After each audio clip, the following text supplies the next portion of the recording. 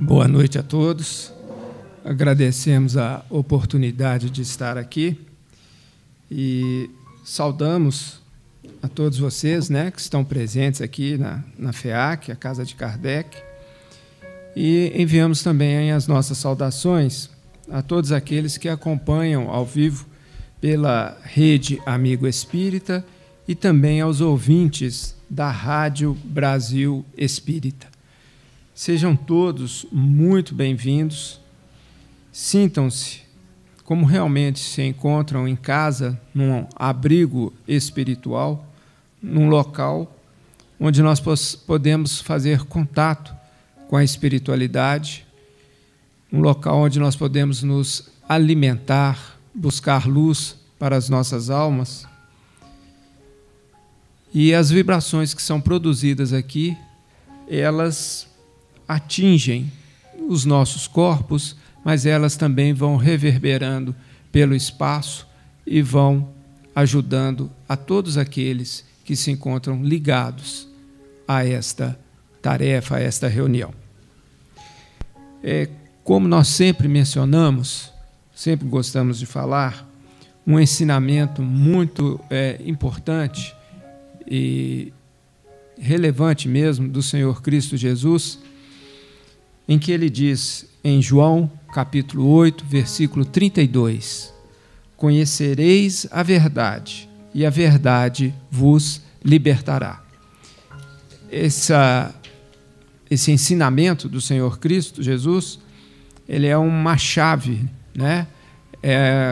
para o nosso crescimento como seres espirituais e para a nossa expansão de consciência, para a nossa evolução, para que nós possamos efetivamente vencer as nossas mazelas, inferioridades, aquilo que nós trazemos de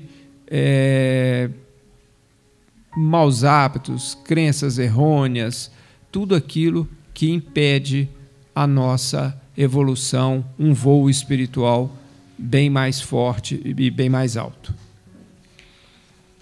Muito bem. O nosso tema de hoje, como está colocado aqui, é: sua vida foi planejada antes da reencarnação?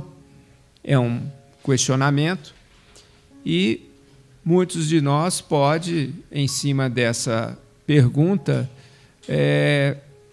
pensar, imaginar, Bom, pode até ter sido planejada, mas eu, no momento, não me lembro. E se isso é verdade, nós vamos colocar aqui, fazer umas menções às situações vinculadas a esse planejamento reencarnatório.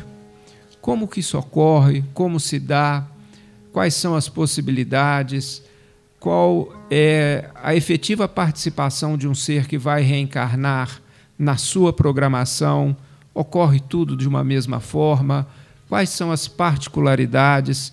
Então, é um tema muito rico, muito interessante e, naturalmente, nós não vamos esgotar este assunto numa palestra. E, de pronto, nós vamos indicar um livro que está intimamente relacionado ao tema desse questionamento, ao tema da palestra de hoje, e que tem muito a ensinar, esclarecer. É um livro riquíssimo de exemplos e ele é muito bem, as situações são muito bem trabalhadas e explicadas à luz da ciência espiritual e, claro, com o paradigma, com o viés, com a ideia-verdade da reencarnação. O livro é o Missionários da Luz, a psicografia é do Chico Xavier e o espírito que ditou a obra é o André Luiz. Muito bem. Nós vamos direto aqui ao ponto da chamada reencarnação de Segismundo, que é um tema, de certa forma, bem conhecido, bem falado pela espiritualidade e nas casas espíritas. O primeiro aspecto é, nesta reencarnação de Segismundo, o que chama a atenção de início? Então, nós temos que situar ou nos situar dentro do contexto dessa obra e colocando o enfoque nesse questionamento. Trata-se de um casal, Adelino e Raquel, que possuem um filho de cerca de 3, 4 anos e que vivem numa casa de subúrbio, mas uma casa confortável, e têm uma vida que nós vamos dizer assim, dentro de um padrão, à época, né, do que o livro foi lançado, um padrão de uma classe média. E começa então a desenrolar neste livro e nessa história a vivência, experiência e algumas alterações comportamentais do Adelino, que é o marido. O que se passa? Ele começa a dormir muito mal, ele começa a ter variações de humor, ele fica então, assim, como se diz, né, estressado, nervoso, e ele relata depois de questionado pela sua mulher por que ele estava com essas alterações, ela insistiu, ele não se manifestava, mas ele conseguiu então falar e colocou que ele estava tendo pesadelos. E nesses pesadelos era um pesadelo recorrente em que ele se via frente a uma pessoa, que ele se aproximava, estendia a mão, mas quando esse toque de mão, quando essa aproximação ia se concretizar, ele sentia um grande medo, um pavor, e ele tinha a sensação de que ele corria perigo, que ele poderia ser assassinado. Então, começa aí a atuação no livro e as explicações do André Luiz em razão, no caso específico, né, porque tem outros temas também, neste caso específico da reencarnação de Segismundo, a explicação do porquê, o que estava efetivamente ocorrendo, o que estava por trás disso, qual era a causa efetiva desse, vamos chamar assim, desse descompasso, desse, podemos dizer, desse distúrbio que estava ocorrendo com o Adelino. Na contraparte espiritual, e agora nós vamos nos vincular, vamos nos ver, ou vamos colocar foco na situação com uma visão espiritual. O que estava acontecendo? O Adelino, ele realmente tinha essa sensação, não era um mero pesadelo sem razão de ser, existia uma motivação. E a motivação, além de real, ela era justificada e forte.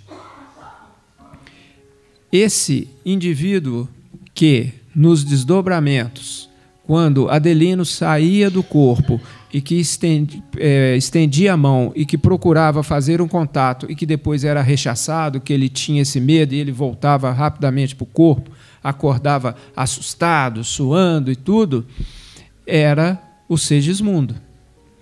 E quem era o Segismundo? O Segismundo foi um indivíduo que, em vidas passadas, teve um problema sério de relacionamento com ele, Adelino, com a Raquel, agora mulher do Adelino, e esse problema envolvia um triângulo amoroso. E, para resumirmos esse aspecto, para nós entrarmos no aspecto, vamos chamar, da reencarnação em si, o que aconteceu? Adelino foi assassinado por Segismundo e a Raquel, agora Raquel, na outra vida, ficou numa situação muito, muito delicada, muito difícil, e ela acabou num prostíbulo. Essa é, resumidamente, né, numa síntese bem apertada, essa história. Então, a dificuldade do Adelino, ela era real, porque ele sentia a aproximação do Segismundo, e quando isso ocorria, aquelas situações do passado vinham à tona. E vinham à tona nessa forma do medo, achando que ia ser assassinado. Então, aquelas sensações, aquela situação do pretérito, ela emergia com grande força. E então, aquilo trazia o desconforto, o desequilíbrio para ele. Mas essa aproximação, ela estava sendo feita não somente para um apaziguamento da situação, como fazendo a espiritualidade, fazendo uma intermediação para que essas sensações, para que esses sentimentos pudessem ser diminuídos. É porque, para a solução dessa situação, fazia-se necessário a reencarnação do Segismundo justamente naquela família.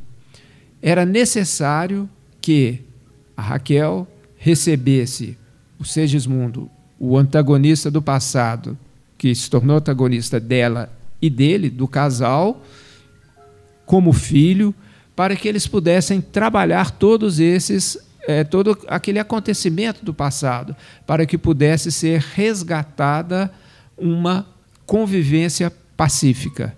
Esse casal já tinha um filho de 3 para 4 anos, e numa parte do livro é muito interessante, mostra como Alexandre, que era aquele que instruía, que acompanhava o André Luiz nesse tipo de tarefa, como que ele utiliza daquela criança para sensibilizar o pai, que estava muito taciturno, nervoso, para a questão da oração, trazendo-o para a vida espiritual, mostrando para ele, dentro da possibilidade de uma criança de 3, 4 anos, a questão da suavidade, da vida maior, da vida espiritual, da oração, de como aquilo era importante para o reequilíbrio.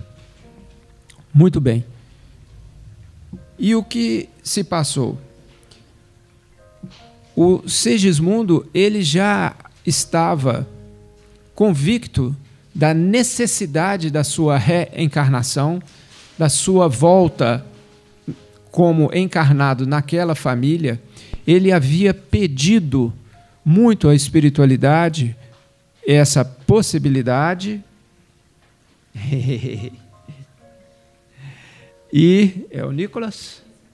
Tudo bem, Nicolas? Nicolas é já aqui uma figurinha carimbada, né, Nicolas? Aí, olha, ele voltou tem pouco tempo. Bom, mas o que acontece?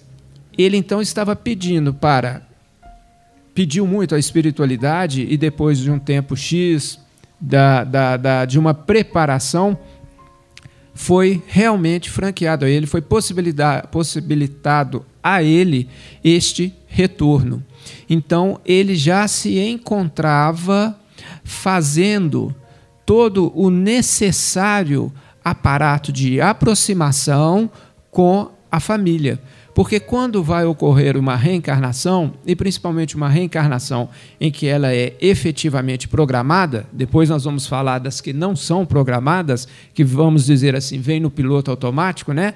É uma coisa diferente, mas esse tipo de encarnação em especial, o espírito que vai voltar à Terra e vai reencarnar numa determinada família, antes do nascimento, às vezes um ano antes, depende, 1 ano e pouco, ele já está ali fazendo uma interação com o pai, com a mãe, com os irmãos, e principalmente ele já está realizando um casamento energético, se a gente pode dizer dessa forma, com aquela que vai ser a sua mãe, a sua genitora.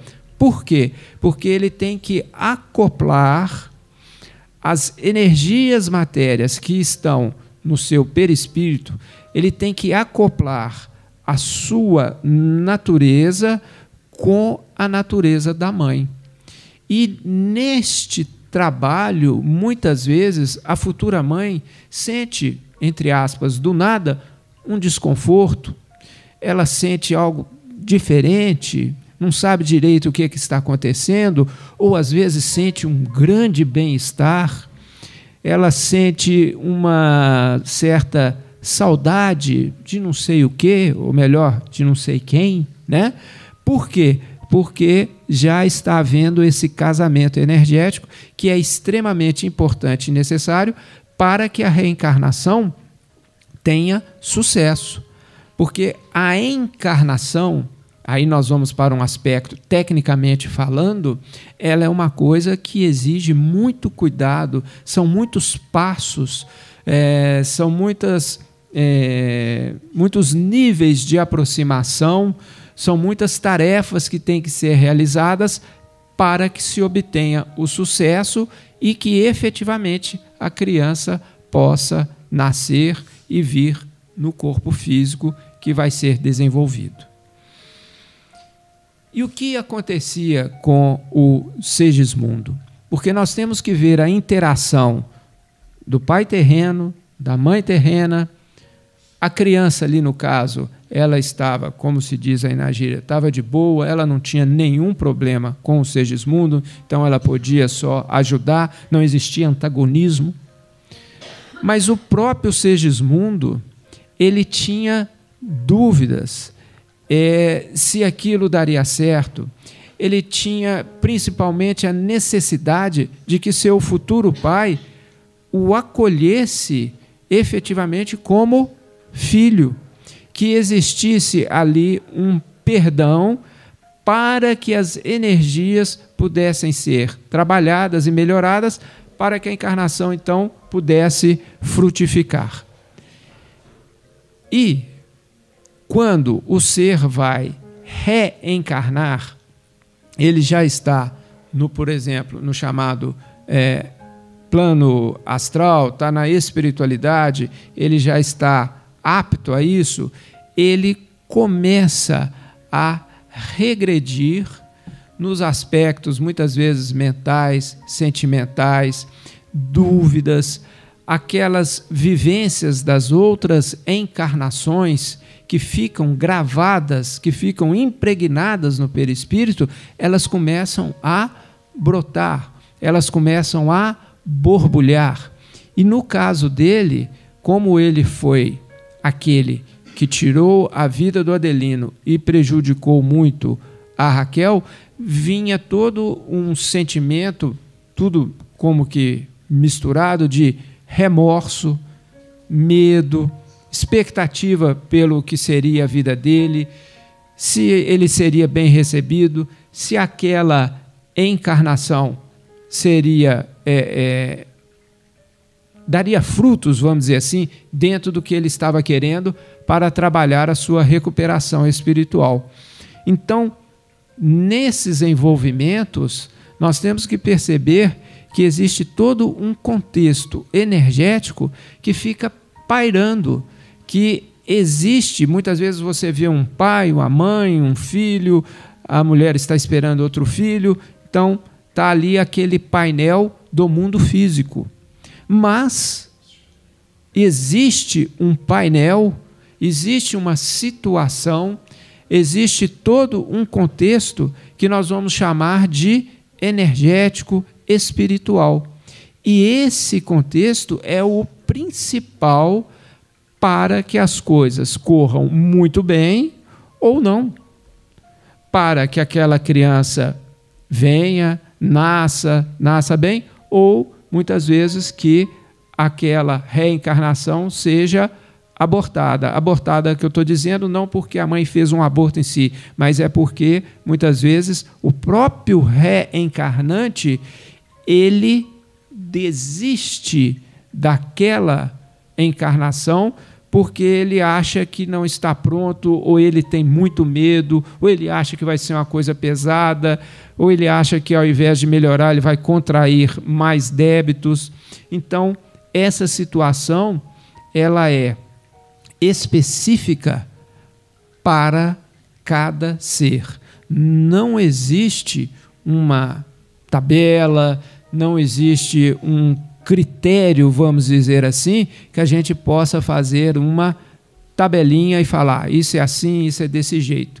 Cada caso é visto, trabalhado pela espiritualidade como um caso único, porque as pessoas são únicas. Existem muitos casos semelhantes, mas cada um guarda a sua característica.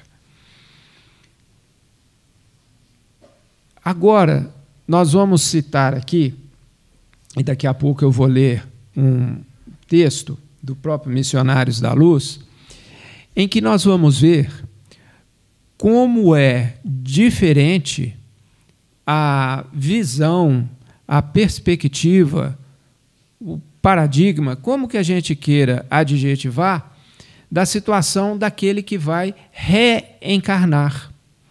Como a visão sobre a vida física é muito diferente daquela quando a gente se encontra aqui encarnado, porque aqui nós temos as limitações dos nossos sentidos.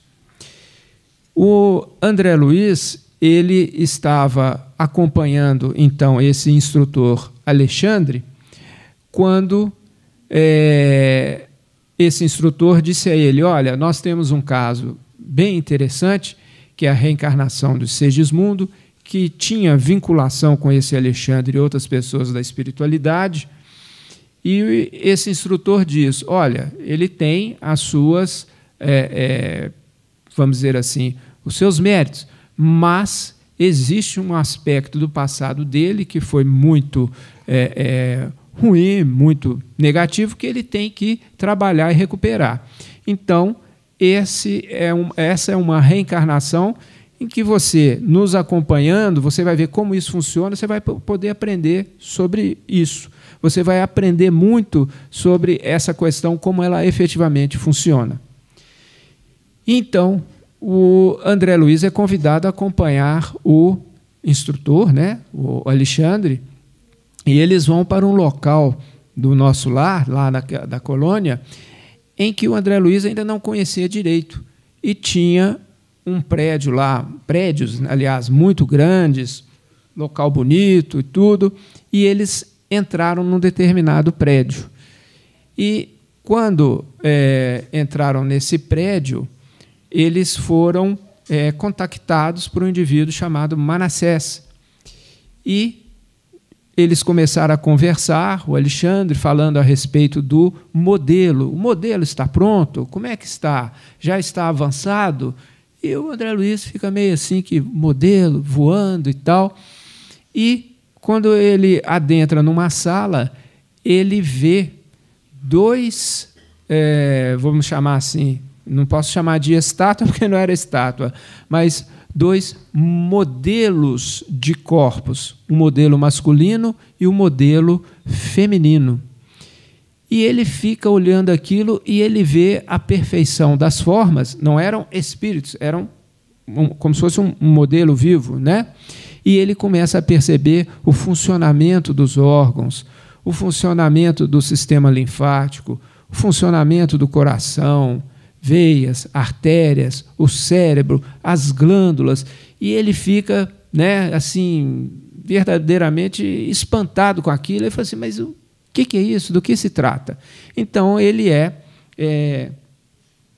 orientado, ele é esclarecido que aquilo ali são modelos padrão de corpos físicos que servem, por sua vez, de parâmetro para aqueles que vão reencarnar. E quando eles estão ali conversando, entra um indivíduo e, como que nem percebendo a presença do Alexandre e do André Luiz, ele fala assim para o Manassés, e aí, como é que é? O meu modelo já ficou pronto? Está tudo certo? E ele é levado para um outro local. E o André Luiz escuta o diálogo. Ele fala assim: ah, gostei, está muito interessante, era exatamente isso que eu quero. E aí ele pergunta assim: e a expectativa de vida? Qual que vai ser o tempo previsto? E o Manassés responde: no mínimo 70 anos. E depois ele, em tom jocoso, brincadeira, fala assim: não me volta antes não, viu? Você tem aí um corpo físico perfeito para que você viva no mínimo 70 anos no plano físico. E o indivíduo fala assim: tomara que eu me torne um completista. E novamente vem as indagações do André Luiz. O que é completista? Do que se trata? Então, é esclarecido a ele. Completistas são aqueles seres que efetivamente vivenciam o que tem que ser vivenciado naquela proposta de encarnação e, principalmente, se existe uma previsão de vida de 70, 80 anos, por exemplo, eles efetivamente alcançam aquela idade ou passam um pouco mais. Agora, é muito importante nós darmos a ideia de que o completista não é aquele que alcança uma idade mais, vamos dizer assim, avançada. Não é simplesmente o fato da pessoa completar 80 ou 90 anos, ou 70, 75, que ele é um completista. Ele é completista dentro daquilo que foi programado para ele. Então, pode uma pessoa desencarnar com 50, ou com 55, ou com 40, seja lá o que for, mas ele cumpriu tudo aquilo que estava previsto, tudo aquilo que foi trabalhado, tudo aquilo que foi combinado com a espiritualidade para aquela vida, para aquela encarnação. Então, o completista é aquela pessoa que consegue efetivamente aproveitar, dar o seu melhor naquela vida e cumprir com a sua programação. Esse é um ponto que deve ser esclarecido. Agora, esses modelos, eles são muito trabalhados na espiritualidade, porque tudo vai de acordo com a necessidade de cada um. No próprio caso do Segismundo, esse instrutor, Alexandre, quando ele olha o modelo, né, quando ele olha aquilo que vai funcionar como um mapa para que seja levado para os técnicos da reencarnação, que depois se transformará no corpo físico dele, ele fala assim: ótimo, realmente está tudo perfeito. O único problema que já está previsto são problemas nas artérias, no coração, o problema que ele vai ter já com 50 e poucos anos, em razão justamente do que ele realizou na vida passada e que, se ele bem trabalhar a sua vivência, pode prolongar, pode ser curado. Então, esses aspectos são todos vistos previamente pelos técnicos da reencarnação e, principalmente, quando a pessoa tem um nível evolutivo, como se diz, que já dá para conversar, aquela pessoa já começa também, junto com a espiritualidade, a programar a sua encarnação. Então, isso tudo é discutido, isso tudo é conversado para que possa extrair o melhor daquela oportunidade. Repetindo, o caso do Segismundo, corpo perfeito, o problema nas artérias, o problema no coração, já com uma idade mais avançada. E aqui no Missionários da Luz, existe algumas citações, alguns casos, em que o André Luiz, por exemplo, diz que chegou uma mulher naquele local, né, onde se viam os corpos já sendo preparados, que ela falou assim: olha, eu tive uma conversa, fui orientada para que eu não surja no plano físico com uma aparência tão bonita. Por quê? Porque isso eu posso ser alvo de inveja, eu posso cair pela questão da vaidade. Então, foi ajustado o corpo para que ela não viesse tão bonita. Então, vocês veem como que, como eu disse há pouco, como a intenção, como o paradigma é diferente. Por quê? Quando estamos na espiritualidade e vendo a vida física no porvir, daquilo que vem, a nossa visão ela está naturalmente vinculada ao que é melhor para nós em termos de evolução espiritual. Quando se chega aqui, muitas vezes, pelo esquecimento, pela cultura, várias influências, nós estamos o quê? No reino da aparência, no reino daquilo que comumente se vive no plano físico. Uma pergunta? Eu gostaria de fazer um comentário de uma experiência que eu passei hoje. Eu atendi o telefone no hospital que eu faço estágio e uma pessoa me disse assim: eu acho que você pode me ajudar, eu estou desesperado.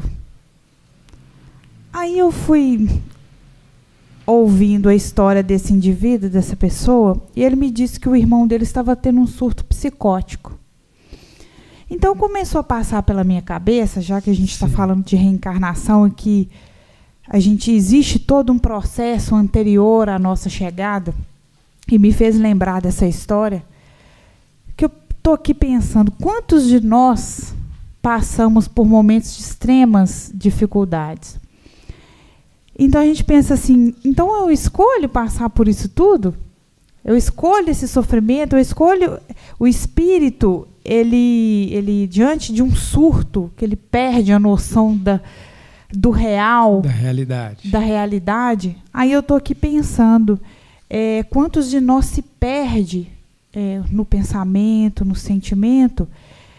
Tá, então vem dessa programação ou não vem dessa programação? Como que nós o que a gente, uma sugestão, algo para a gente conseguir se reestruturar, porque não é fácil. Não, com certeza. A sua resposta cabe um sim, um não, e não estou aqui fazendo média, nem política, nem ficando em cima do muro. Eu vou explicar o porquê do sim, o porquê do não, e vocês vão entender. Existem aspectos na encarnação em que a pessoa vem com a programação que nós falamos, às vezes já nasce até com algum problema físico. Então, aquilo já está definido, né, como algo que a pessoa vai ter que lidar, vai ter que trabalhar com aquilo, que ela vai vivenciar aquele problema. E existe também, por exemplo, nesse caso que você está falando, existem doenças que são programadas, vamos dizer, nesse sentido, para eclodir em determinada idade, em determinada situação, justamente em razão de condições pretéritas. Também aqui existe uma situação de um indivíduo que está reencarnando, novamente está se olhando aquele o modelo está todo certo, e aquela pessoa que é responsável diz, bem, ele terá o problema de uma úlcera muito séria que vai acompanhá-lo por muitos e muitos anos na sua vida, em função de problemas do passado vinculados à morte de outra pessoa por punhaladas, facadas. Então, isso é um campo vasto da gente trabalhar com ação e reação. Nesse caso que você citou, por exemplo, de um surto psicótico, o que acontece? Muitas vezes a pessoa vai sofrer um assédio muito grande de inimigos do passado. Mas o surto em si, ele pode não estar previsto como algo programado. Ele já pode ter uma sensibilidade, aquilo é como uma possibilidade. Nós temos que ver que essas questões kármicas, elas não são todas elas, nós não podemos colocar dentro de uma caixa e colocar como uma coisa definitiva, milimétrica e que não possa melhorar. Tanto pode melhorar como pode piorar. Então, existem pessoas que vêm com uma programação e até com doenças e várias situações, mas pelo comportamento, pelos sentimentos, pelos atos, elas conseguem produzir matéria, energia de natureza superior que vai abrandar aquela situação que eles teriam que enfrentar. Como também ocorre o contrário. A pessoa tem uma situação relativamente tranquila, mas, infelizmente, ela vai por um caminho de vícios, de violência, de desregramentos de variadas formas, né? E o que acontece? Então, ele vai agravar a situação e muitas situações, problemas, doenças que não estavam previstas para ele naquela encarnação, elas vão surgir. Esse caso, por exemplo, de um surto psicótico, existe, de uma forma geral, né? A gente não pode generalizar, mas de uma forma geral, existe o quê? Geralmente questão vinculadas a assédios espirituais de entidades que foram prejudicadas por aquela pessoa em situações pretéritas, ou aquela pessoa tem uma fragilidade por questões vinculadas a ela mesma, né?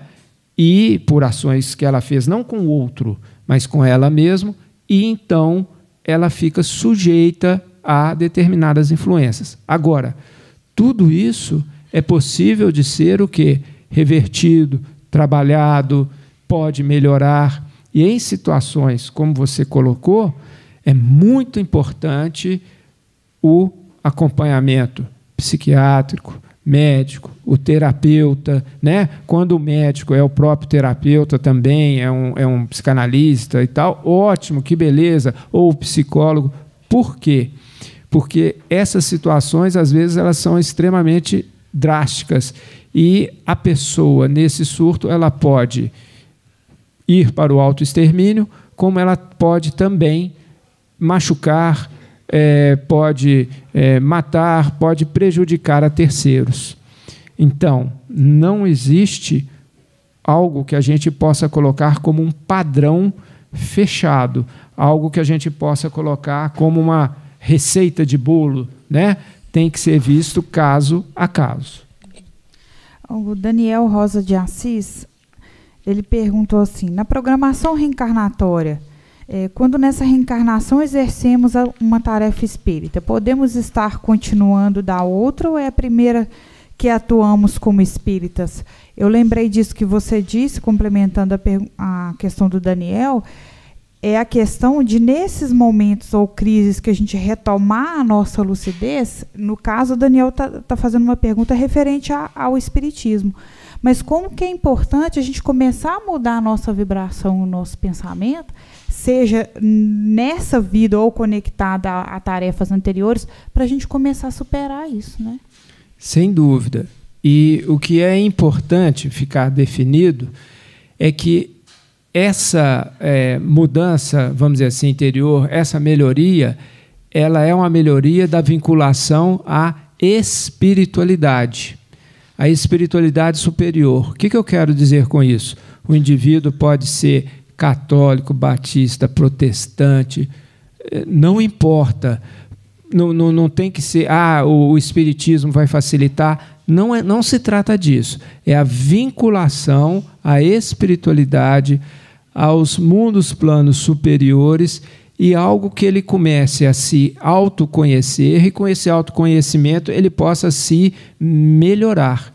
Essa é uma das chaves, é uma das possibilidades. Então, o autoconhecimento vai gerar para esse indivíduo a possibilidade dele buscar uma autocura, dele se melhorar, né?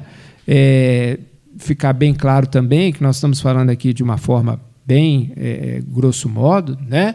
Que essas situações não são situações fáceis, né? Em que a cura acontece de uma hora para outra, para não criar falsas expectativas, né? No outro aspecto que o Daniel perguntou, a pessoa pode ter tido uma vinculação ao espiritismo, a uma determinada religião no passado, e numa encarnação posterior ele vai para outra completamente diferente. Não é esse o ponto importante. Como eu disse, o ponto é o que ele vai se autoconhecer e se melhorar. Pessoal, tem muitas dúvidas. Vamos lá, ué. Uma nossa querida Tereza Cristina de Fátima Silva, ela pergunta: e quando acontece uma gravidez de repente sem programar? Bom, aí essa questão ela pode estar vinculada a uma programação espiritual, pode ter sido uma programação que essa própria mulher, no caso, ou às vezes, né, um casal, já existia, ela não estava ciente. Mas quando aparece essa gravidez, vamos dizer assim, o interessante é que a pessoa pense, né, e sinta a possibilidade de levar essa gravidez adiante e ver como também um possível trabalho ou uma possível, como que eu vou dizer, um planejamento prévio que já existia. Isso não é incomum, isso ocorre. Como alguns casos também em que casais têm dificuldades, né, para gerar uma criança, às vezes adota uma criança e logo em seguida vem o filho de forma natural, né? Então, são situações que ficam a cargo, vamos dizer assim, da divindade, né? Da espiritualidade. Uma outra questão aqui. A Patrícia Ribeiro, ela pergunta: gostaria de saber mais sobre a reencarnação no caso dos transgêneros, ou seja, aquelas pessoas que possuem os dois sexos, né? Vou falar assim. Como que fica essa questão da reencarnação desses indivíduos? Às vezes tem o corpo, mas pensa como um outro sexo, por exemplo. Essa é uma questão bem delicada que mereceria uma abordagem especial, específica. Para não deixar de responder a pergunta, nós podemos encaminhar o assunto pensando que num corpo físico masculino ou feminino pode vir a encarnar uma alma que tem uma natureza diversa daquela que está se apresentando no aspecto corpóreo, não é? Então, isso pode acontecer, acontece.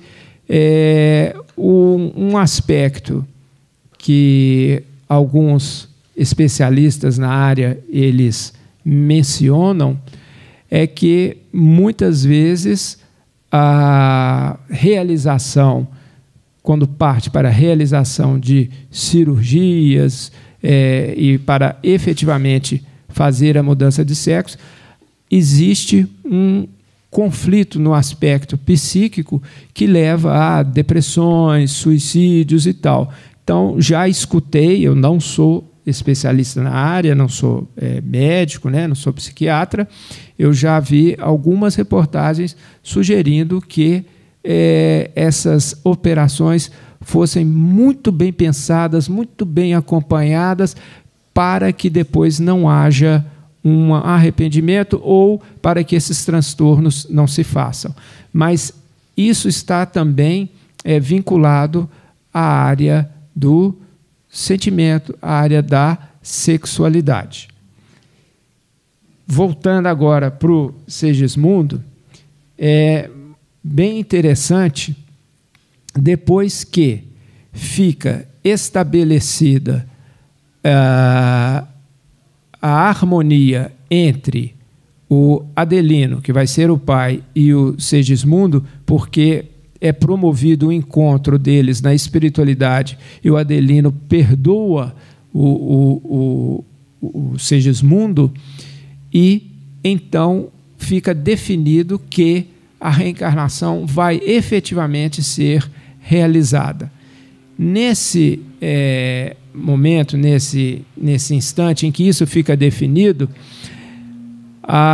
o instrutor, né, o Alexandre, junto com o André Luiz e muitos outros, eles vão trabalhar através de passes, né, magnéticos, eles vão trabalhar a redução do corpo espiritual do Segismundo. Então,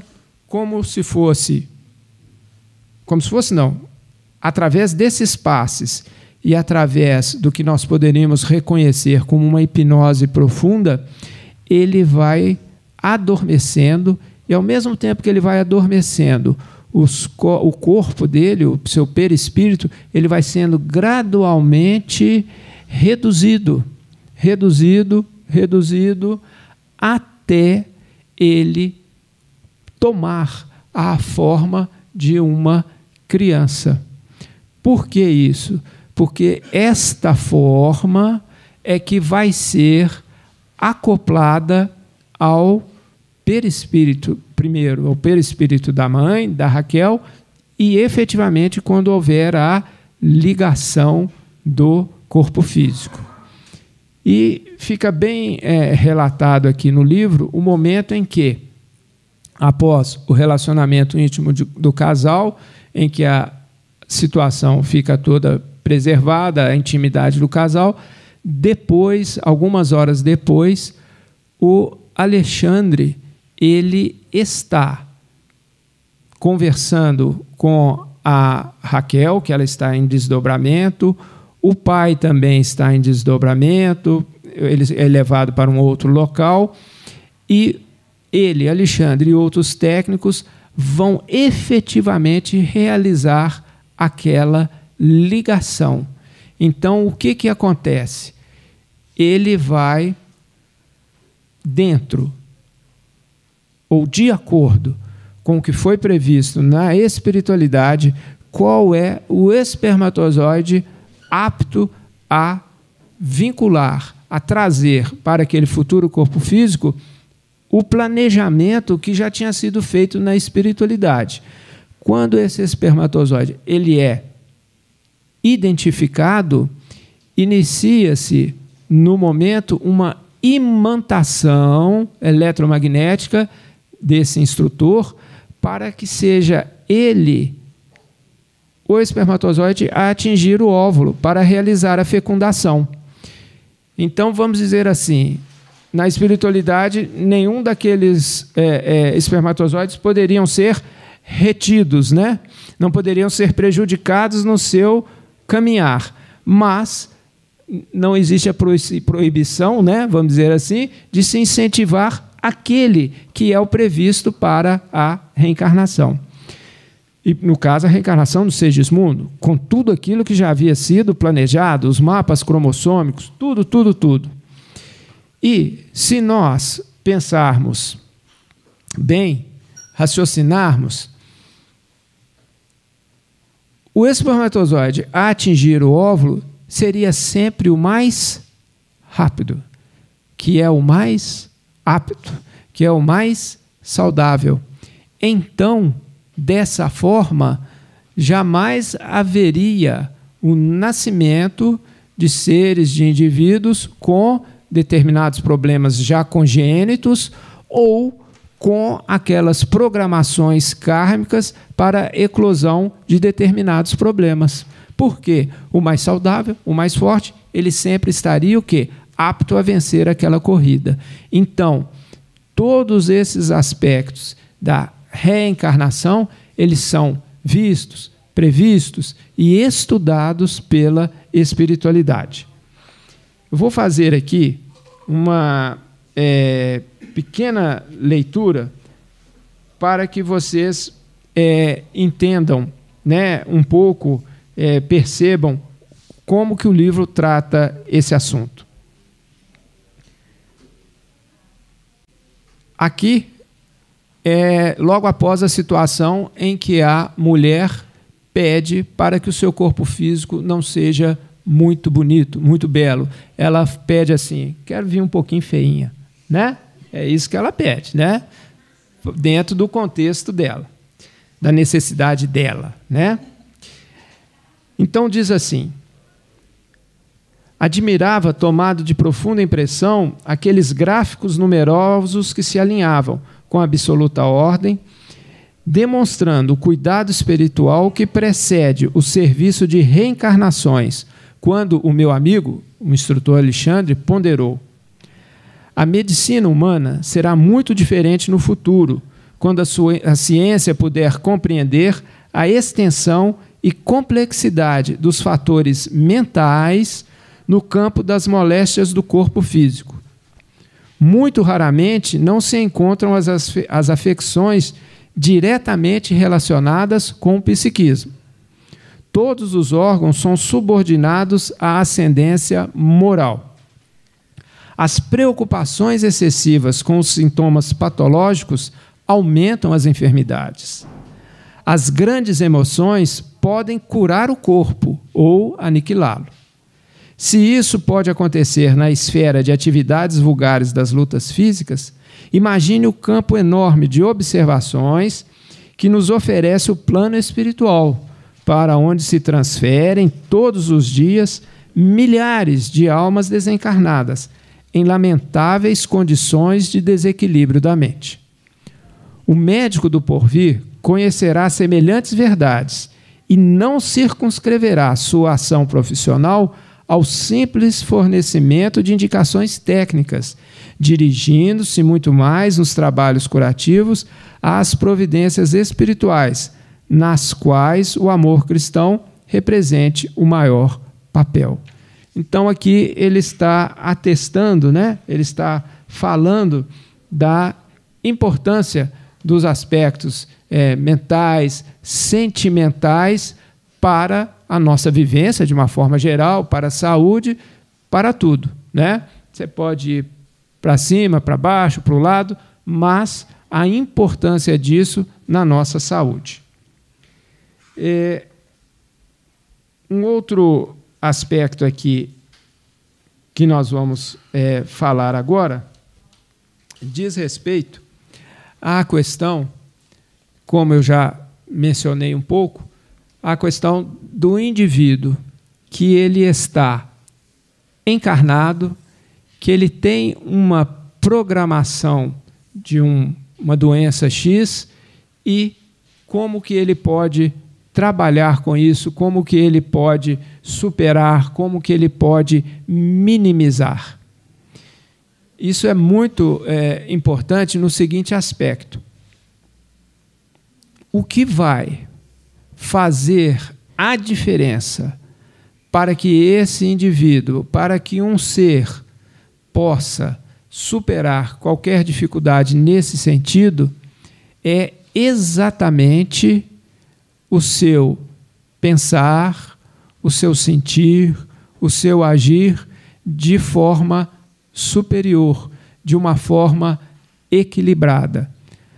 Quando o indivíduo começa a romper a casca do egoísmo, que é tão forte de uma forma geral, pelo estágio evolutivo que nós encontramos, umas pessoas mais, outras menos, quando você consegue perceber que você não é apenas um corpo físico, que você não é apenas uma personalidade, que você não se vincula tão somente ao que você pensa e sente no dia a dia, você começa a trabalhar especificamente e naturalmente, às vezes sem o perceber, a sua natureza superior.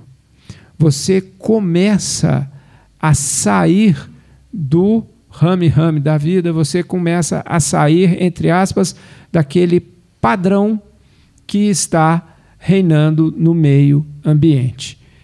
Quando esse trabalho íntimo, esse trabalho interno, ele está associado à ajuda a si próprio e à ajuda a terceiros, não com a vinculação, não com o pensamento de recompensa, mas quando é feito de coração, como se diz, com pureza, com inexistência desse egoísmo feroz que nós estamos falando, a vibração desse indivíduo ele vai se tornando superior, superior, superior. Então, o eletromagnetismo que ele começa a emanar, ele é percebido por aqueles que estão ao seu redor, aqueles com os quais ele convive, e esse eletromagnetismo de natureza superior é justamente o que vai fazer a diferença para ele mesmo. Então, essa melhoria, ela começa de dentro para fora.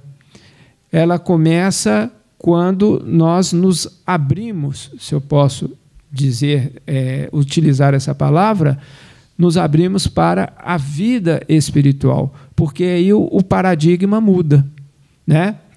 E justamente nós estamos falando nisso, o que ocorre nas reencarnações que são planejadas, são previstas, são bem encaminhadas, e o indivíduo, quando está no plano físico, ele continua a errar, continua a se machucar ou machucar os outros. O que está envolvido nisso? Por que isso ocorre? Porque a mudança íntima ela não é fácil. Por quê? O indivíduo tem a proposta da mudança. Não se trata de um indivíduo, não se trata de mentira, não se trata de um fingimento, não se trata de uma hipocrisia em alto grau. Não se trata disso. É porque ele tem a proposta da mudança, ele está empenhado naquilo, ele vem para a sua reencarnação. Mas, atrás, se eu posso usar, né, também falar dessa forma, atrás dessa encarnação, nas outras para trás, tem várias e várias e várias vivências. E nessas vivências, os corpos, o perispírito, ficou impregnado com aquilo que ele praticava, com aquilo que ele pensava, com aquilo que ele sentia. Então, a mudança, ela não é fácil por causa dessas questões. Por quê? Se fácil fosse, né, se fizesse assim e mudasse, a humanidade já estaria, vamos dizer assim, num outro grau, num outro padrão, né? Já estaríamos no paraíso muito facilmente. Agora, estamos dizendo isso não como um aspecto de desânimo, mas com um aspecto de realidade. Por quê? Porque nós temos que insistir, perseverar na nossa melhoria. Nós vamos errar, nós vamos cair, uns mais, outros menos, uns caem muito, outros nem tanto. Aí é uma questão individual. Mas, se você errou, caiu 1000 vezes, levanta 1001. Então, esse aspecto da perseverança, esse aspecto de você acreditar em você mesmo, é fundamental para que a gente possa melhorar, para que a gente possa sair dessa situação mental, energética, sentimental que nós mesmos criamos. E outro fator que é extremamente importante nós mencionarmos, citarmos, é que existe em todos nós um vício, né? E aí também, cada um no seu ponto, no seu grau, de realizarmos o fenômeno da projeção. Esse fenômeno é aquele que eu já citei aqui rapidamente, vou citar rapidamente, já falei algumas vezes, do menininho que está com o pai no jardim zoológico, ele está olhando um bicho aqui, outro ali, ele vai para a jaula do leão, o leão dá um urro muito grande e vem próximo dele.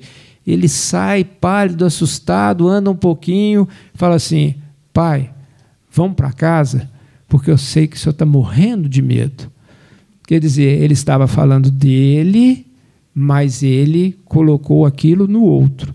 Então, nós, muitas vezes, de forma inconsciente, estamos sempre colocando o quê? A culpa é do meu pai, da minha mãe, do meu irmão, da minha mulher, do meu marido, nós nunca, ou muito pouco, ou nós estamos sempre nos esquivando de assumirmos, nossa, sou eu mesmo, né? Eu que estou praticando isso, eu que estou realizando isso. Então, essa é uma dificuldade de uma forma geral. Então, esse fenômeno da projeção, ele tem que ser bem entendido, bem analisado, e nós temos que ficar atentos, porque é muito fácil, no plano físico, a gente cair no chamado piloto automático. E aí você sai fazendo as coisas e não percebe o que você está causando, né? O que você está praticando, o efeito que você está trazendo para aqueles que estão ao seu redor. Com relação a esse aspecto, essa dificuldade de uma realização, de uma superação de obstáculos, de uma melhoria íntima, o Marco Aurélio ali agora há pouco, ele pediu para ele, abre o livro aqui, Pão Nosso, vamos ver se sua mão está boa. E a mão dele estava muito boa. É verdade. Caiu a lição de número 136 do livro Pão Nosso, O Espírito é o Emmanuel, a psicografia do Chico Xavier. A lição de 136 é assim, tem o seguinte título, melhor dizendo, conflito. Acho, então, esta lei em mim. Quando quero fazer o bem, o mal está comigo. Paulo, Romanos 7, 21.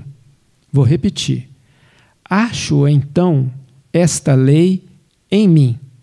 Quando quero fazer o bem, o mal está comigo. Paulo. Os discípulos sinceros do Evangelho, à maneira de Paulo de Tarso, encontram grande conflito na própria natureza. Quase sempre são defrontados por enormes dificuldades nos testemunhos.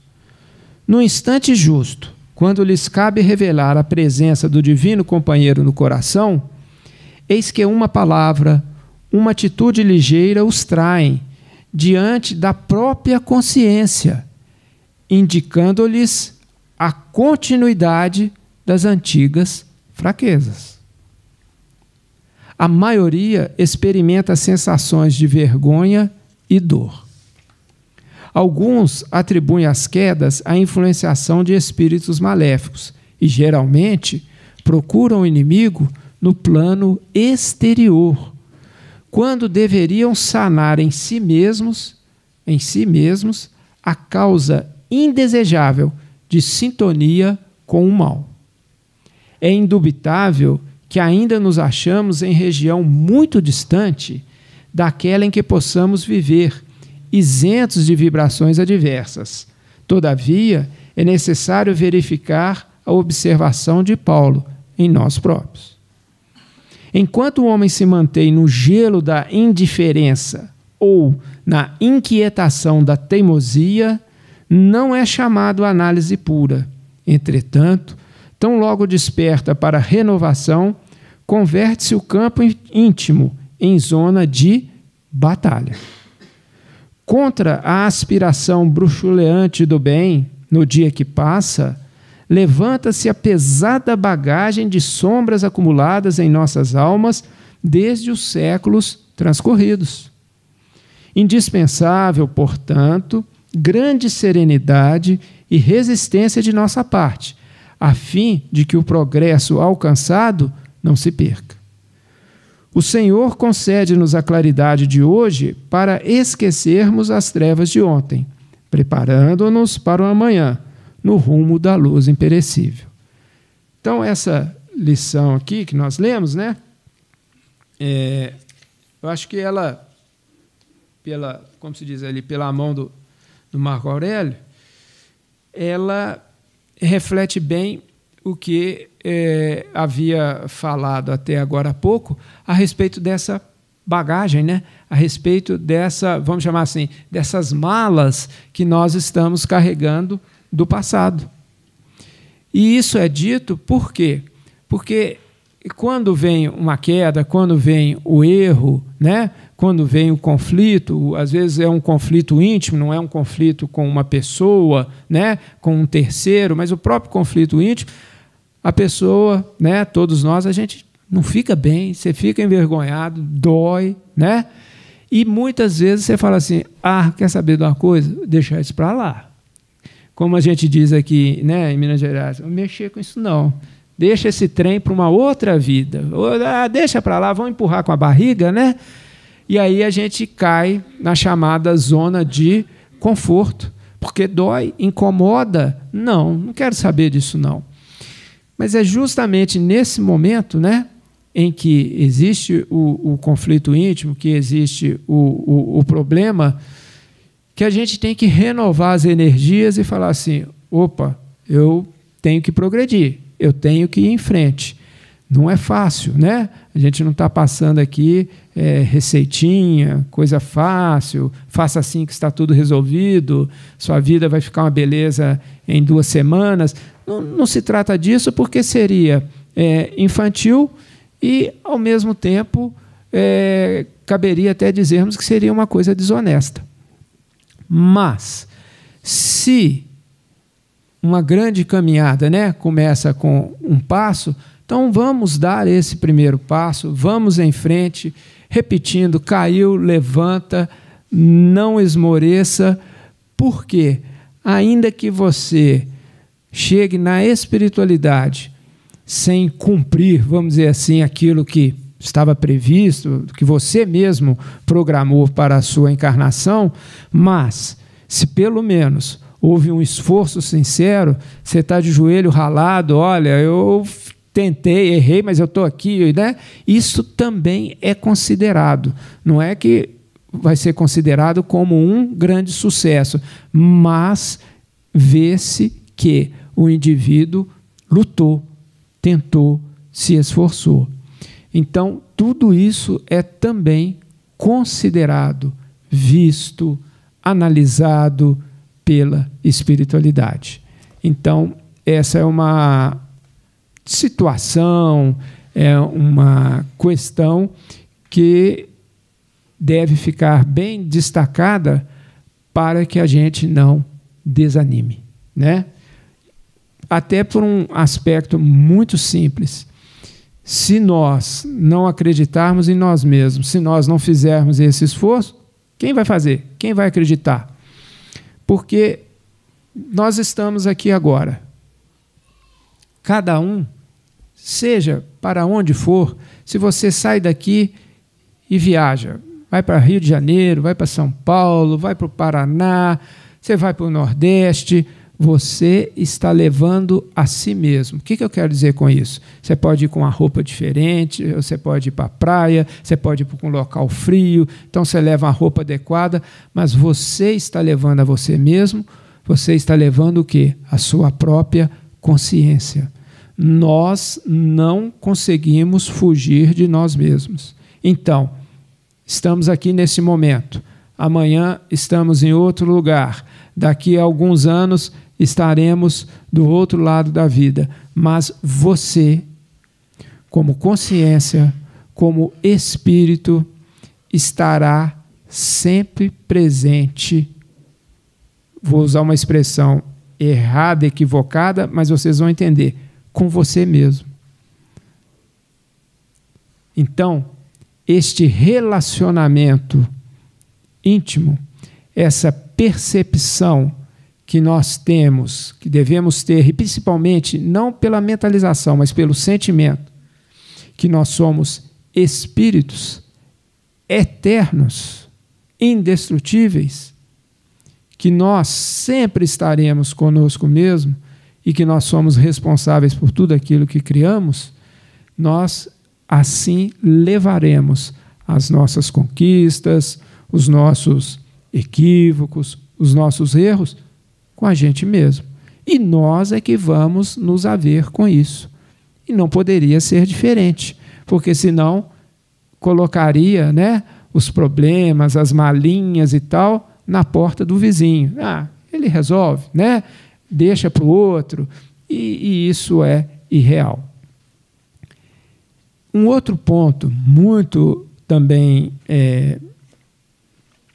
relevante, que a gente deve destacar, e principalmente no meio espírita, foi o que nós lemos aqui dessa lição Conflito, um pequeno trecho, que são aqui 2 linhas que eu vou reler. Alguns atribuem as quedas à influenciação de espíritos maléficos e geralmente procuram o inimigo no plano exterior, quando deveriam sanar em si mesmos a causa indesejável de sintonia com o mal. É justamente o que eu tinha falado. Só um momento. O que eu havia falado antes do fenômeno da projeção, que você pode projetar, você pode colocar alguma coisa no vizinho, papai, mamãe, muito bem.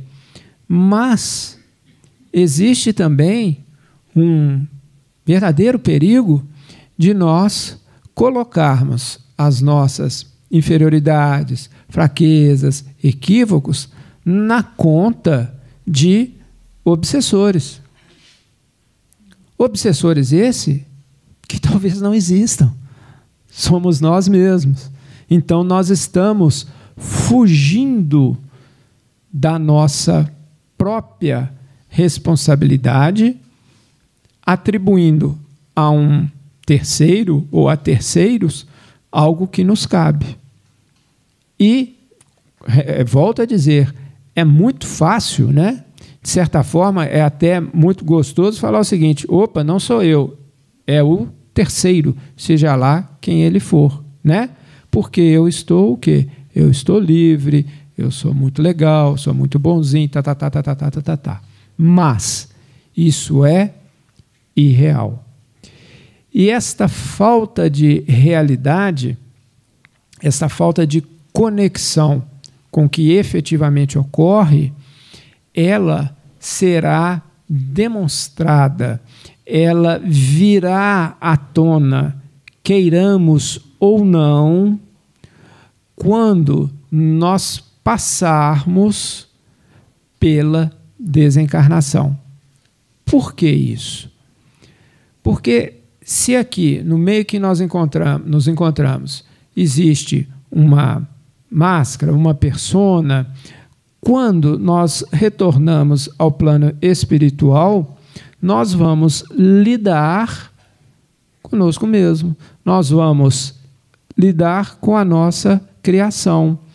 O local para onde nós vamos nos transferir, ele estará em sintonia direta com o meu padrão de pensar e de sentir. Então, disse o seguinte: após a morte, após o desenlace, eu não vou para onde eu quero. Eu quero ir para o céu. Tá, muito bem. Mas você tem capacidade para isso? Você tem possibilidade? Você tem conquistas em termos de luminosidade efetiva e real para tal?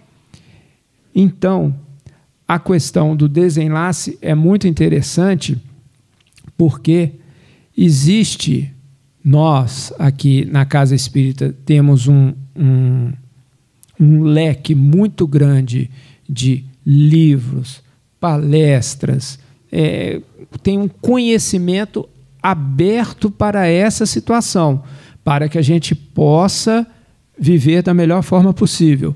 Mas nós já estamos o quê? Quem estuda, né? Tem o quê? O conhecimento, efetivamente sabe como a vida funciona com relação a isso. Agora, existem, em outros aspectos, muitas pessoas, você vê um temor à morte. Mas esse temor à morte, muitas vezes, não é o temor vinculado, não existe nada do lado de lá, porque muitas religiões não são reencarnacionistas, sem problema, cada um dentro daquilo que consegue perceber e sentir. mas fala-se, instrui-se, ensina-se sobre a sobrevivência da alma. E é justamente essa sobrevivência da alma que traz para a pessoa, naquele momento, o quê? Opa, o que eu fiz da minha vida? Então, é como se fosse um ajuste de contas, né? Fala-se muito em final dos tempos, né? Ou melhor ainda, em juízo final. O juízo final pode ser visto de variadas formas, de uma forma muito ampla. Mas, a cada desenlace pelo qual nós passamos, acontece para nós, naquele exato momento, um juízo final. Juízo final em que sentido? Não é que vai estar lá um Deus barbudo, né? Como eu já falei algumas vezes, com um caderninho anotado, você fez isso, você fez aquilo e tal, você xingou, você roubou. Não se trata disso, mas é porque nós vamos, como eu disse, nos haver conosco mesmo, com o nosso próprio ser. Então, esse espelhamento, essa visualização efetiva de quem nós somos, muitas vezes traz medo, traz receios, traz conflitos, mas é necessário que isso ocorra para que a gente possa balizar, para que a gente possa avaliar qual foi o nosso progresso, o nosso erro, o nosso equívoco, onde eu melhorei, onde eu piorei. É indispensável essa análise. E muitas vezes no plano físico nós estamos distraídos por muitas coisas ou estamos com a mente voltada só para uma direção e isso não se torna possível. Mas isso vai se realizar, isso vai ocorrer. Outros aspectos, nós já falamos aqui dos completistas, né? Já falamos aqui de situações dessas encarnações que nós chamamos que elas são programadas, né? Então, o próprio título diz: sua vida foi planejada antes da reencarnação? Muito bem. Agora, em razão do grau de consciência, de despertamento espiritual de cada um, existe um grande número de encarnações que elas são realizadas de uma forma, vamos dizer assim, mecânica. Mecânica em que sentido? Existem pessoas que desencarnam, estão do outro lado da vida e elas não têm essa percepção. Elas não conseguem se ver como desencarnados. Muitas vezes estão num local e falam assim: puxa, ninguém me visita, ninguém está aqui, onde é que estão os meus irmãos, os meus filhos, ninguém aparece e tudo. Então a pessoa está completamente embotada e completamente vinculada ao que é perceptível pelos 5 sentidos, embora ali ela já esteja num outro patamar, num outro corpo, utilizando o perispírito, mas ela não saiu daquele quadro em que ela se encontrava. Tem um livro chamado Recordações da Mediunidade, da a média Ivone Pereira Amaral, em que ela cita o caso de um indivíduo em que ela, por cerca de 5, 6 meses, em desdobramento, ela ia conversar e ajudar aquela pessoa para que ele percebesse que ele já tinha desencarnado. Por quê? Porque ele estava no ambiente físico, cuidava de uma horta e ele tinha problemas sérios de saúde, os problemas continuavam, mas ele sequer pensou e imaginou que ele já não pertencia ao mundo dos vivos, vamos dizer assim, que ele estava no outro lado da vida. E muitas dessas pessoas, elas reencarnam como a gente diz assim, usando um pouco de gíria, no piloto automático, elas não sabem que estão desencarnadas e quando vêm, elas se ficam sonolentas, elas vão para um sono sem sonhos e elas reencarnam. Então, isso acontece. Então, quando já existe um planejamento da reencarnação, é um ótimo sinal. Mas o meu planejamento envolve grandes problemas, dores e tal, conflitos. Sim, essa é a questão pessoal daquele indivíduo. Mas, por existir um planejamento, já existe a possibilidade de quê? De sucesso, já existe uma assistência, a pessoa pode vencer, ela talvez não consiga tudo, mas ela consegue grande parte. Então, este é um aspecto que deve ser bem trabalhado, que deve ser bem percebido. Por quê? Se nós imaginarmos no nosso planeta, nós temos muitas religiões que admitem a reencarnação, mas poucos são aqueles que efetivamente se enfronham, conhecem, porque não basta crer na reencarnação. Se uma pessoa me perguntar, você acredita em reencarnação? Eu vou falar, não, eu não acredito. Mas como você não acredita se se fala de reencarnação? Por algumas experiências, algumas situações vivenciadas, eu sei que é assim, por experiências. Então, é diferente. Porque enquanto você está na crença, a crença ela pode ser abalada, você acredita mais ou menos aqui ou ali, mas quando você vivencia, é muito diferente.